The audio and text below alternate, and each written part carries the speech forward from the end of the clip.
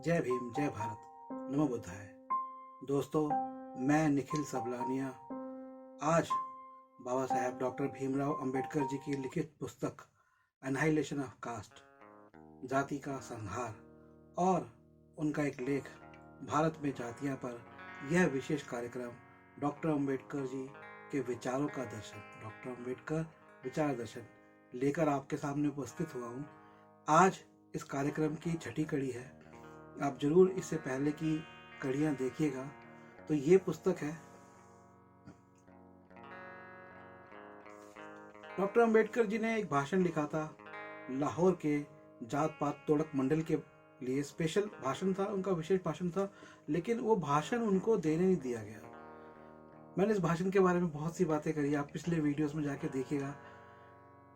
इस कार्यक्रम में मैं 3 ऐसी बातें बताने वाला हूं जिन पर इस भाषण में, इस पुस्तक में उन्होंने लिखा, और बहुत महत्वपूर्ण बातें हैं। और जब मैंने, क्योंकि खुद ही इस पुस्तक को अनुवादित किया है हिंदी में, तो मैं जब अनुवादित कर रहा था तो मुझे ये जो चैप्टर था, ये जो अध्याय था, ये जो बाबा साहब जी ने, अब जो मैं आपको बताने वाला हूँ, जो बात लिखी थी, बहुत अच्छी लगी थी।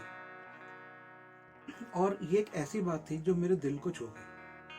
आपको मैंने पिछले वीडियो में बताया था कि कैसे एक फ्रांस के पुराने दार्शनिक, लगभग मेरे ख्याल से 18वीं शताब्दी के दार्शनिक, अभी 21वीं चल रही है, तो लगभग 300 साल पुराने दार्शनिक कैसे सोचते थे भारत के बारे में कि यहाँ का जो कैरेक्टर था, यहाँ के जो लोगों का कैरेक्टर, लोगों का मतलब समाज का, मतलब इंडिविजुअल नहीं, सामाजिक कैरेक्टर की बात कर रहे थे कि यहाँ के जो लोग अगर देखो तो वो ब्रिटेन के लोगों के बराबर समझदार थे, इंटेलिजेंट है। Hindu is intelligent as a British person. एक ब्रिटिश व्यक्ति के बराबर हिंदू इंटेलिजेंट है, कल्चरली सुपीरियर है, सांस्कृतिक रूप से सुपीरियर है, आर्म्ड रूप से, सैन्य रूप से सुपीरियर है, श्रेष्ठ है। लेकिन जो सोसाइटी एज ए सोसाइटी, एक सामाजिक रूप से जो उसका चरित्र है या जो उसका कैरेक्टर है, वो पिछड़ जाता है कहीं ना कहीं ब्रिटिश कैरेक्टर से, ब्रिटिश सोसाइटी का कैरेक्टर। और यही कारण था कि ब्रिटिश सोसाइटी का कैरेक्टर मजबूत होने के कारण ही उन्होंने पूरी दुनिया पर मुट्ठी भर अंग्रेजों ने राज किया। देखिए, अगर किसी को मेरी बात बुरी लगे, मैं उनको एक बात कह दूं कि हमने हमेशा अपनी कमजोरियों को दूर किया है, और अगर हम अपनी कमजोरियों को दूर नहीं करेंगे तो हमारा विकास होना मुश्किल है। इस बात को समझते हुए आप इस वीडियो को और बाकी सब वीडियो को देखिए। ये पूरा कार्यक्रम, मेरे मन में एक बात और थी आज का कार्यक्रम बनाने से पहले। मैं आपको बताता हूँ ये कार्यक्रम क्यों बना रहा हूँ। बहुत से लोग सोच रहे होंगे कोई पुस्तकों का विज्ञापन है, क्योंकि मैं यूं ऐसे करके पुस्तक दिखाता हूँ, फ़ोन नंबर देता हूँ और बोलता हूँ कि आर्थिक मदद करिए, आर्थिक सहयोग करिए पुस्तक के लिए। ये पुस्तक हम सेल भी नहीं कर रहे, सिर्फ चंद ऐसे लोग जो कि चाहते हैं कि डॉक्टर अंबेडकर जी और अन्य दार्शनिकों का विचार आगे जाए, उनके आर्थिक सहयोग को देते हैं, तो हम उन्हें भेंट करते हैं। पर मैं ये क्यों बना रहा हूँ, ये सिर्फ ये इसका एक उद्देश्य नहीं है। देखिए, मैं भी कुछ कर सकता था, पर शायद मुझे यही करना था, और शायद मेरी चेतना या मेरा कैरेक्टर ऐसा था, मेरा चरित्र और मेरी चेतना ऐसे थे कि मैंने जब शिक्षा ली तो मुझे उसके बाद लगा कि शिक्षा से समाज का बदलाव करना जरूरी है। वो अन्यथा तो व्यर्थ है ना, समय बर्बाद कर दिया, आए खाए पिए मौज उड़ाई परिवार के साथ चले गए, तो मुझे वो उतना सार्थक नहीं लगा। मुझे सार्थक लगा कि मैं कुछ जो शिक्षा मिली है। अब बात यह है कि मैं क्यों बना रहा हूँ, क्योंकि बहुत समय से मैं देख रहा हूँ। मैं आपको बताता हूँ कि मैंने डॉक्टर अंबेडकर जी के विचारों को उस समय सोशल मीडिया पर प्रचारित करना शुरू किया था जब फेसबुक भी पॉपुलर नहीं था, लेकिन पॉपुलर नहीं था। और धीरे धीरे मैं देखता हूँ, ये लगभग 2007-8 के आसपास की बात है, और अब जो समाज में बदलाव आया है, तो अब तो बड़ा अजीब बदलाव आ गया है। तो उस समय फिर भी लोग कुछ अच्छी अच्छी बातें लिखते थे, मैं लिखता था, तो हमने मेरे जैसे कुछ लोगों ने सामाजिक चेतना उत्पन्न करी, जिसकी वजह से हमारे भारत में कुछ चेतना आई। और ये और चीज़ों के बारे में भी है चेतना कि हम वैज्ञानिक दृष्टिकोण बने, सामाजिक रूप से हम एक हो, राजनीतिक सुधार आए। अन्ना आंदोलन हुआ उसी समय, हमने भी अपने राय उसके अंदर रखी। देश में सत्ता परिवर्तन हुआ, कांग्रेस, जो कांग्रेस की गलत नीति थी उसके विरुद्ध, मैं आपको बताता हूँ, मेरा सबसे पहला जो भाषण था वो कांग्रेस की गलत नीति के विरुद्ध था। जब बीजेपी की जो बातें गलत लगी उसकी, क्योंकि ये सब बातें देश के सुधार के लिए है। क्योंकि कोई पार्टी, कोई संस्था कुछ नहीं होती, ये सब व्यक्तियों के समूह होते हैं और व्यक्ति संचालित होते हैं उनके तर्क शक्ति और मानसिकता के आधार पर, उनकी शिक्षा के आधार पर। इसलिए मुझे लगता है कि शिक्षित करना ज़्यादा जरूरी है बजाय कि संस्थागत थोपा थापी करने के। तो अब हुआ यूं कि इन सब के बीच मैंने देखा कि कहीं ना कहीं डॉक्टर अंबेडकर जी खो गए। मैंने कुछ उनकी पुस्तकें सेल करी, उन पे बहुत से लेख लिखे, कई वीडियो बनाए। तो एक चीज मेरे को लगा कि डॉक्टर अंबेडकर जी पिछले कुछ सालों में कोमोडिटाइज हो गए। कोमोडिटाइज का मतलब हुआ कि मैं एग्जैक्टली ये तो नहीं कहूंगा कि उनका व्यापारीकरण हो गया। कोमोडिटाइज का मतलब हो गया he became like a soap, और जैसे हम एक साबुन इस्तेमाल करते हैं और छोड़ देते हैं, ऐसे बहुत से लोगों ने, मुझे लगा कि उन्होंने डॉक्टर अंबेडकर जी को कहीं ना कहीं मौके पे इस्तेमाल करके छोड़ दिया। और जैसे मैंने खुद डॉक्टर अंबेडकर जी की, क्योंकि मैंने जब शुरुआत करी, मैं आपको बताता हूँ, मेरे पास बहुत अच्छा करियर था। मैं उस करियर में न जाके, मैंने मीडिया के उस करियर में न जाके, उस समय जब सोशल मीडिया वगैरह आया भी नहीं था, मैंने इस तरफ रुख लिया और एक भावना से प्रेरित होकर रुख लिया। लेकिन पिछले कुछ सालों में क्या हुआ कि भारत में कह नहीं सकता मैं, जैसे भेड़चाल भी कहते हैं, या कहते हैं कि अनएम्प्लॉयमेंट शायद ज़्यादा है, बेरोजगारी ज़्यादा है। तो बहुत से लोग डॉक्टर अंबेडकर जी से जुड़ी चीज़ों पे की सेल करने शुरू कर दिए, फोटो, कैलेंडर, टी शर्ट्स। हालांकि टी शर्ट्स का सबसे पहले प्रचार मैंने शुरू किया, लेकिन मैं देखता हूँ कि वो एक जो भावना थी, वो अब उन लोगों में, मेरे को भावना नजर नहीं आती। पूरा एक व्यापार और कॉमोडिटाइज मॉडल हो गया। अब इन सब के अंदर एक समस्या क्या आई कि जो उनका दर्शन था डॉक्टर अंबेडकर जी का, वो जो उनके विचार थे, अभी उनको को ठीक से समझाने वाला तो बचा ही नहीं। एक राजनीतिक पार्टी थी, अभी वो भी सत्ता से बाहर है, तो वो शायद ये काम करती, ये कर सकती है अच्छे से, पर अभी आम आदमी पार्टी है, उन्होंने भी डॉक्टर अंबेडकर जी की इमेज, भगत सिंह जी की इमेज लगाई, अच्छी बात है। बट मेरे सच बताऊं तो मुझे बहुत दुख हुआ वो जो कोमोडाइज होना। देखिए, मैंने आजकल एक पुस्तकों की पोस्ट में अपनी डाली है कि भाई कई लोग ये समझते हैं कि पुस्तकों की सेल व्यापार है। मैं आपको बता दूं, ये कोई व्यापार नहीं है, ये कांटों पे, तलवार पे चलने का सामान है। पूरे महीने में 2-4 लोग पुस्तकें लेते हैं, घर के खर्चे भी नहीं निकल सकते। कुछ लोग हैं जो कि बड़े व्यापारी हैं इसमें, लेकिन ये बहुत कम लोग पढ़ते हैं। पर फिर भी मैं कहूँगा कि उनके जो व्यापार हैं और बाकी जो व्यापार हैं, वो उस पर मैं नहीं जाऊँगा, लेकिन मैं कहूँगा कि बहुत कम लोग पढ़ते हैं, बहुत कम लोग खरीदते हैं। व्यापार इसको हम ना कहें, ठीक है, ये पुस्तक सामाजिक चेतना के लिए है, लेकिन अब काम सामाजिक चेतना का है, जैसे पर कर कौन रहा है, उसकी क्या भावना है, वो पता नहीं लग पाती।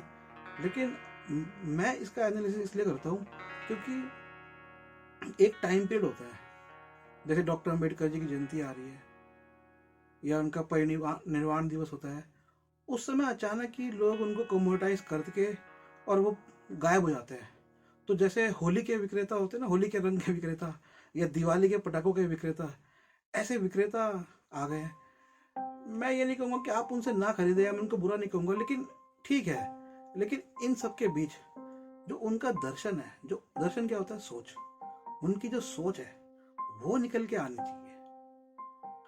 और मैंने आपको बता दूं, ये पुस्तकें तो बात की बात है, पहले मैंने जो शुरू किया, मैंने सिर्फ उनके पुस्तकें पढ़ के वो लेख लिखने शुरू किए।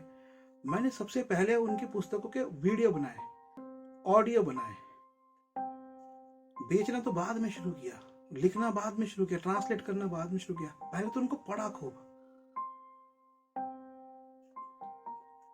और मैंने एक लंबा स्ट्रगल किया है इसके लिए। ये जो मैंने इतने साल जो उनका विचारों को प्रचार किया, ये मेरी साधना, आराधना और मेरा एक बहुत लंबा संघर्ष है। आज 1 दशक से ज़्यादा हो गया है।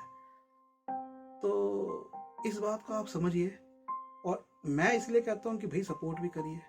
आपके सपोर्ट के बिना हो नहीं पाएगा। करोड़ों की जनसंख्या है, लेकिन सही कामों में सपोर्ट करने वाली जनसंख्या नहीं है हमारी। ये बात ध्यान रखिए। खैर, आज के वीडियो पे आता हूँ मैं। तो मैं आपको 3 बातें बता रहा हूँ जो बाबा साहब ने लिखी और मुझे बड़ी जबरदस्त बात लगी, बड़ी प्यारी बात लगी। और बहुत से लोग जो बाबा साहब जी को गैर हिंदू विरोधी समझते हैं, वो ध्यान से बात सुनिएगा।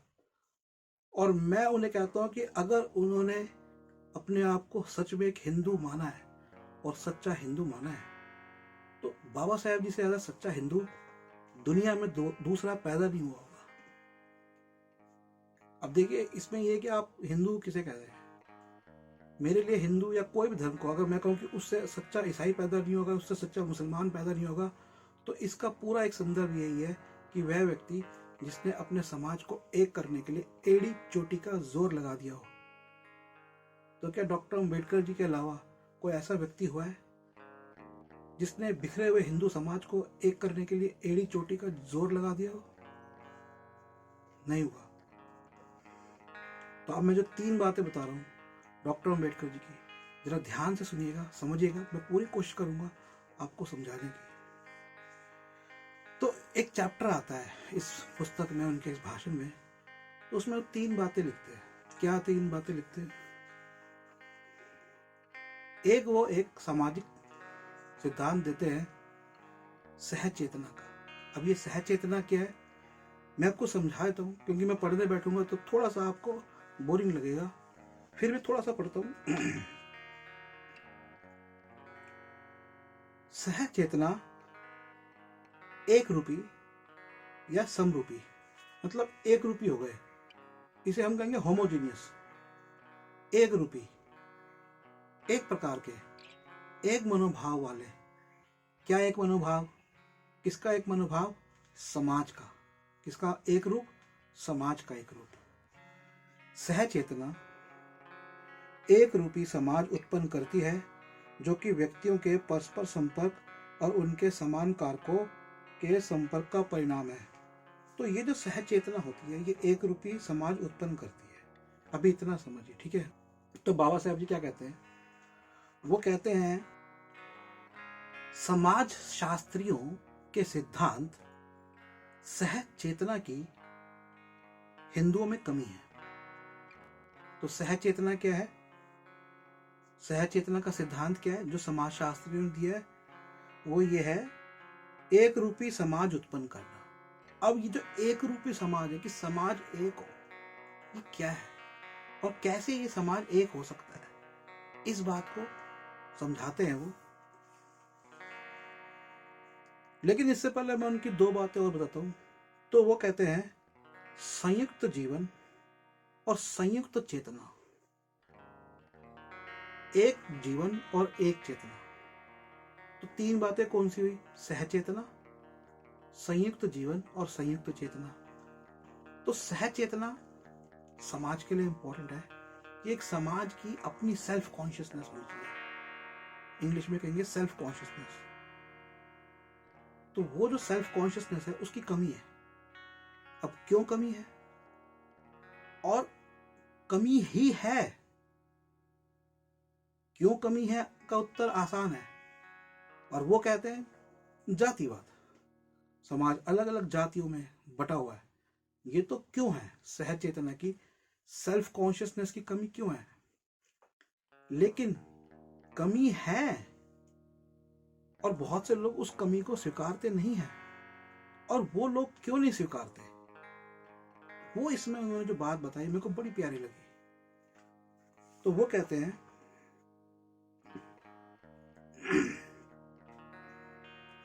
प्रत्येक हिंदू में उपस्थित सह चेतना, प्रत्येक हिंदू में उपस्थित चेतना केवल उसकी जाति की चेतना है। यही कारण हिंदुओं को एक राष्ट्र के रूप में नहीं देख सकते। तो देखिए, हिंदुओं को एक राष्ट्र के रूप में देखना, ये बाबा साहब जी का सेंटेंस है। इसको समझने के लिए आपको पाकिस्तान अथवा भारत का विभाजन, जो द्वितीय एडिशन था, द्वितीय संस्करण था, थॉट्स ऑन पाकिस्तान, पाकिस्तान पे विचार बाबा साहब जी के, वो पुस्तकों को आपको पढ़ना पड़ेगा कि उसमें उन्होंने समझाया कि कैसे एक धर्म एक राष्ट्र होता है। बाबा साहब जी ने समझाया, मैं आपको बताता हूँ। ये जो फिलॉसफी थी कि एक धर्म एक राष्ट्र होता है, ये उस समय बाबा साहब जी ने लिखी थी, उस समय समझाई थी, जिस समय पाकिस्तान की डिमांड जोरों पर थी। उसको रोकने के लिए उन्होंने बात समझाई थी। हालांकि ऐसे बहुत से भारतीय हैं जिनकी राष्ट्रभक्ति उन्हें यह स्वीकारने नहीं देती कि भारतीय एक राष्ट्र नहीं है, कि वे केवल आकारहीन लोगों की भीड़ है। वे इस बात पर जोर देते हैं कि दिखने वाली इस विभिन्नता के पीछे एक मूल एकता है, जो कि हिंदुओं का जीवन दर्शाती है, जिनमें समान आदतें, प्रथाएं, आस्था, विचार है, जो कि समस्त भारतीय उपमहाद्वीप में पाए जाते हैं। तो आप, ये क्या बात है, वो क्या आगे समझाना चाह रहे हैं, मैं आपको बताता हूँ। देखिए क्या है कि एक बात कही जाती है, एक बात समझी जाती है, और ये एक विडंबना है, और ये बड़ा सोचने का प्रश्न है। जब हम बात करते हैं हिंदू की, तो हम कहते हैं भाई ये अधिकांशतर हिंदू लगभग समान देवी देवताओं को मानते हैं, उनकी पूजा पद्धतियां भी समान है, एक ही धर्म को मानने वाले भी कहे जाते हैं, हिंदू कहे जाते हैं, समान देवी देवताओं को मानते हैं, समान मंदिरों में जाते हैं, समान तीर्थों पर जाते हैं, समान प्रथाएं हैं, फिर भी अलग है। यहीं पर वो कह रहे हैं कि अलग क्यों है, क्योंकि कारण इसका जातिवाद है, और उसकी वजह से उनमें सह चेतना की कमी है। पर जो लोग ये कहते हैं कि नहीं हिंदू एक है, तो वो ये समझाना चाह रहे हैं कि क्योंकि इन समानताओं की वजह से हिंदू एक है, ऐसा नहीं है। कि समान देवताओं को मानना, समान पद्धतियों को मानना, समाज तीज त्योहार को मानना, आप ये कह देंगे इसकी वजह से वो हिंदू है और वो एक है, ऐसा है नहीं। आगे वो समझाते हैं,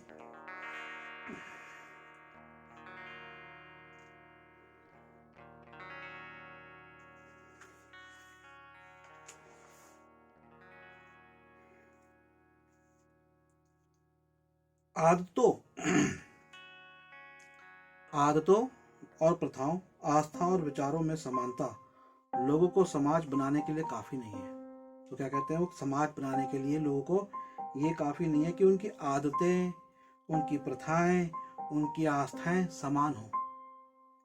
चीजों को भौतिक रूप से एक ईंट की तरह एक दूसरे तक पहुंचाया जा सकता है।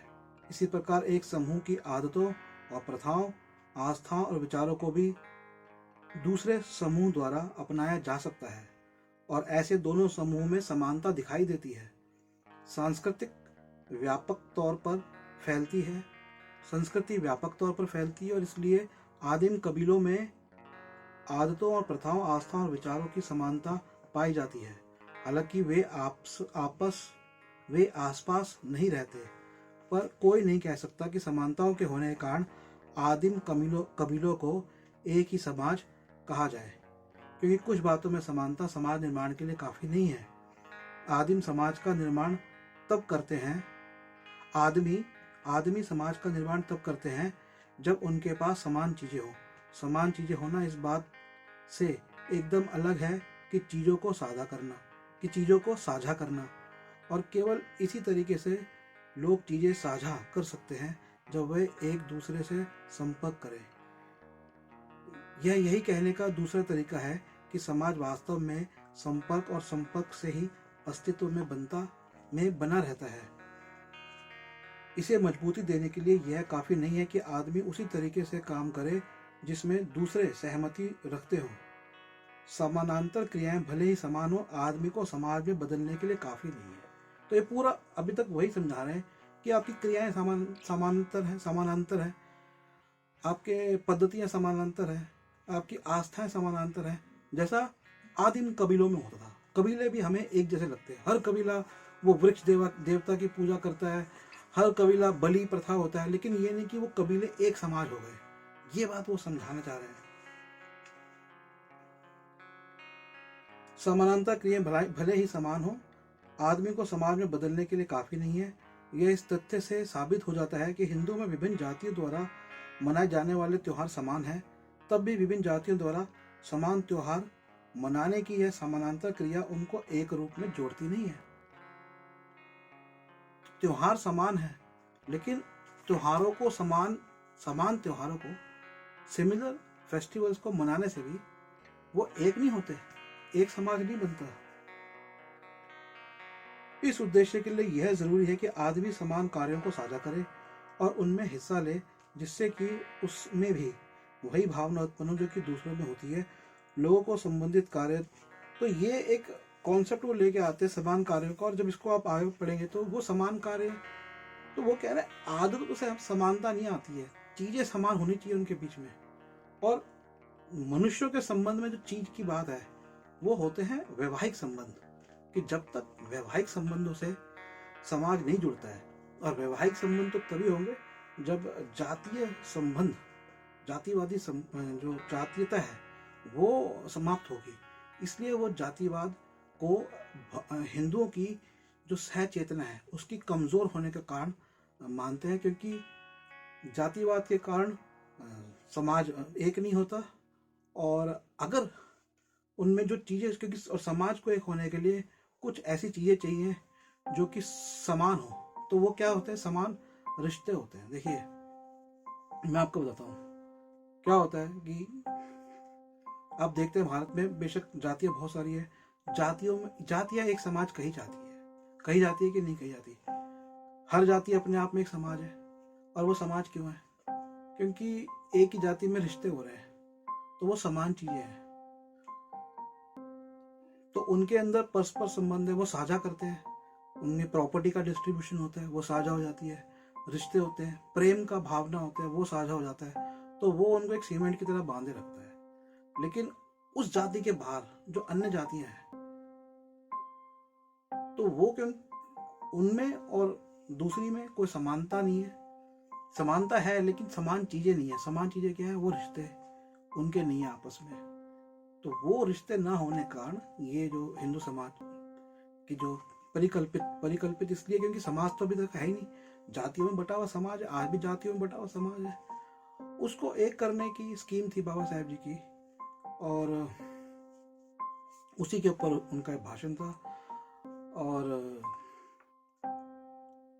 मैं आपको एक बात बताता हूँ जो मैंने पिछले वीडियो में बताई थी कि दुनिया के महान दार्शनिक ने, एक फ्रांस के दार्शनिक थे, उन्होंने बताया था कि, शायद मैंने आपको इसमें बताया कि हमारे अंदर कमी रही चरित्र की। और मैं अब ये जो टॉपिक है ना, हमारा जो चरित्र है, उन्होंने बात कर दी हिंदू चरित्र की, हिंदू कैरेक्टर। हिंदू का मतलब व्यक्तिगत कैरेक्टर नहीं, एज ए सोसाइटी। तो ये जो सोसाइटी का कैरेक्टर है, अब इस पे रिसर्च करने की बात है कि ब्रिटेन का जो सोशल कैरेक्टर है वो क्यों ऐसा मजबूत हुआ कि उन्होंने तो दुनिया पर राज कर लिया, चीन पे राज कर लिया, भारत पे राज। भारत उनसे कई मामलों में, कई चीजों में बहुत आगे था। हमारा दर्शन शास्त्र बहुत आगे रहा, हमारा जो शस्त्र थे, जो हमारा शस्त्र विज्ञान था वो भी आगे रहा, हमारा एडमिनिस्ट्रेशन उनसे आगे रहा, यहां तक कि हमारी खेती भी उनसे आगे रही। लेकिन फिर भी क्यों वो एक हुए, और क्यों वो दार्शनिक, फ्रेंच दार्शनिक, हालांकि वो फ्रेंच है, वो ये नहीं कह रहे कि हमारा फ्रांस सबसे ऊपर है, वो जो सत्य है उनको जो नजर आया उन्होंने ब्रिटिश को माना। तो ये अब सोचने की बात है, और ये आपके शोध की भी है, मैं भी इस पर शोध और विचार करूंगा कि भैया वो हमारे कैरेक्टर को, जो हमारा सोशल कैरेक्टर है, सामाजिक चरित्र, उसको क्यों वो पिछड़ा हुआ मान रहा था, कि जिसकी वजह से वो कह रहा है कि हम 1000 साल गुलाम हुए। और आज हम देखते हैं खेलों में हम पिछड़ जाते हैं। मैं फिल्मों से जुड़ा हुआ हूँ, मैं आपको सच बात बताता हूँ, आज हम एंटी बॉलीवुड है, हिंदी भाषी लोग, बहुत से लोग एंटी बॉलीवुड है, हिंदी फिल्मों का विरोध करते हैं और दक्षिण की फिल्में पसंद करते हैं। ये दक्षिण वाले भी विदेश से कॉपी करते हैं, उनका हम नहीं कर रहे विरोध। मैं पूरा डेप्थ में जाके देखा है, गहराई में जाके देखा है, हमारा कुछ मेंटल डेवलपमेंट नहीं है हमारा। हम लोग अपने ओरिजिनल कंटेंट को डेवलप नहीं कर पाते, ओरिजिनल स्टोरीज हम नहीं लेके आ पाते। तो ये समस्या हमारे कहीं ना कहीं हमारी, हम क्यों अडेप्ट कर रहे हैं, हम क्यों कॉपी कर रहे हैं? हमारा दर्शन, हमारा बुद्धि तो हमारे में, वही दार्शनिक कह रहे हैं कि हम उनके बराबर, ब्रिटिश के बराबर इंटेलिजेंट थे उस काल में भी, तो हमें क्यों कॉपी करना पड़ रहा है? हमें विचार भी कॉपी करने पड़ रहे हैं आज। हम एक कहानी नहीं लिख सकते। हम कहते हैं कि हमने तो ये शास्त्र लिखे, हमारे यहाँ पे बुद्ध, महावीर जैसे दार्शनिक, बुद्ध ने तो पूरी दुनिया को ज्ञान दे दिया और हम ज्ञान के लिए कॉपी करते फिरते हैं। ये हमारे चरित्र की कमी है। ये हमारे चरित्र की कमी है कि हम दुनिया में सबसे ज्यादा गरीब और सबसे ज्यादा अमीर लोगों की देश बन गए हैं। हमें शर्म आनी चाहिए अपने पे कि हमारे देश में दुनिया के सबसे अमीर भी है और सबसे गरीब भी है, सबसे ज्यादा गरीब भी है। ये हमारे चरित्र की कमी है कि हम प्रश्न नहीं करते। मैं आपको बता दूं, मैं एक और दार्शनिक को पढ़ा था जिनका नाम है, वो किताब जरूर पढ़ी है, एडम स्मिथ। उनकी बुक है वेल्थ ऑफ द नेशन, और आई थिंक 1855 में उन्होंने बुक लिखी थी, 55 या 75 के आसपास। वो बुक पढ़िएगा। और जानते हैं वो क्या कहते हैं भारत को भी और चीन को भी? वो भारत और चीन को एक बहुत ही मजबूत राष्ट्र के रूप में पेश करते हैं। वो एक बड़ी इकॉनमी।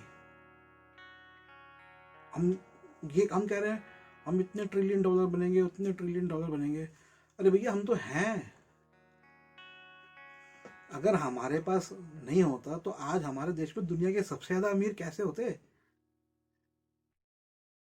और अगर हम ये कहते हैं खाली जनसंख्या के आधार पे हम गरीब हैं, तो भैया वो अमीर कैसे बन गए कि दुनिया की सबसे बड़ी अमीर आबादी हमारे देश में है? अमेरिका तो 30 करोड़ होगा, 30 करोड़ तो हमारे यहाँ पे 35 करोड़ तो अमीर ही होंगे दुनिया के। है ही नहीं हम गरीब। ये तो इक्वल डिस्ट्रीब्यूशन की प्रॉब्लम है ना। लेबर लॉ नहीं है ढंग से। सरकार क्या कहती है कितना रुपया हर महीना मिलना चाहिए? कौन दे रहा है? कितने लोगों को मिल रहा है इतना रुपया महीना? कहाँ मिल रहा है? एक बड़ा दुखद बताता हूँ। और एक किसी ने फोन किया मुझे, क्योंकि मैं सामाजिक काम से जुड़ा हूँ, जम्मू से थे, हिंदू है, पहले मैं बता दूं हिंदू है, क्योंकि ये हम लोग आजकल ये प्रॉब्लम हो गई है, छोटे बच्चों का भी दिमाग खराब हो गया, ये हिंदू ये मुस्लिम, तो शायद बता देना चाहिए, क्या करें। तो उनको हार्ट का प्रॉब्लम हुआ, उसके बाद उनके पैर नहीं चल रहे, उन्होंने बताया। और उनको सरकार की पेंशन मिल रही है, शायद विकलांग की मिल रही होगी, बीवी बच्चे हैं, 1,000 रुपया महीना, 1,000 रुपया महीना पेंशन।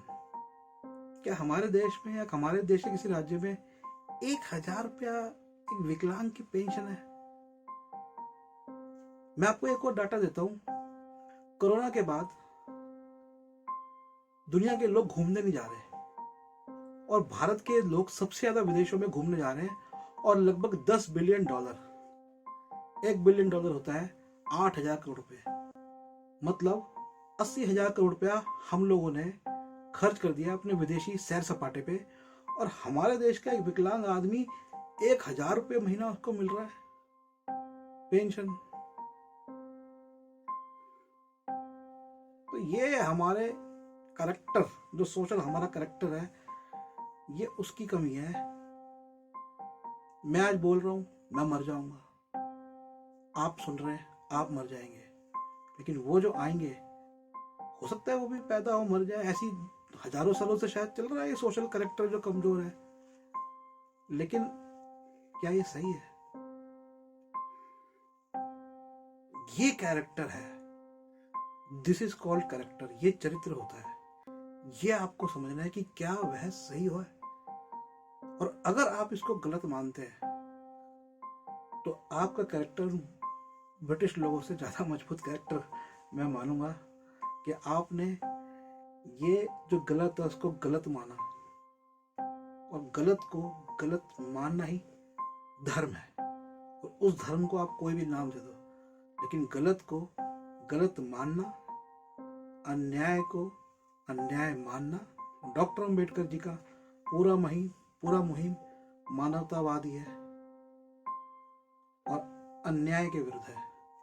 और दुनिया के सारे दार्शनिकों ने, सभी पैगाम्बरों ने, सभी ईश्वरों ने, सभी अवतारों ने अन्याय के विरुद्ध ही काम किया है। और तभी उनके चरित्रों को पढ़ाया जाता है, पढ़ा जाता है, उनकी पूजा की जाती है। तो आपको अपना चरित्र और अपने देश का और अपने समाज का चरित्र क्या बनाना है, ये आपको निर्धारित करना है। और हाँ, मेरा नंबर जरूर नोट करिए, 8527533051, 8527533051, 8527533051, 8527533051। निखिल सबलानिया, मुझे संपर्क करिए और जो भी आपका आर्थिक सहयोग हो करिएगा। मैंने पहले वाले वीडियो में भी आपसे कहा था, थोड़ी शिकायत भी रखी थी कि लोग करते नहीं है आर्थिक सहयोग क्योंकि आगे आप सब समझदार है, मैं क्या बोलूँ। जय भीम, जय भारत, नमो बुद्धाय।